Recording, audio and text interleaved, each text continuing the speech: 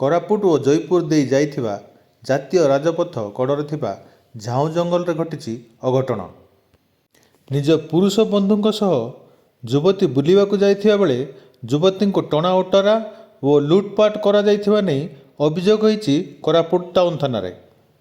ଲୁଟ୍ପାଟର ଅଭିଯୋଗକୁ ଆଧାର କରି ବର୍ତ୍ତମାନ କୋରାପୁଟ ସଦର ପୁଲିସ ତଦନ୍ତ ଆରମ୍ଭ କରିଥିବା ଜଣାଯାଇଛି।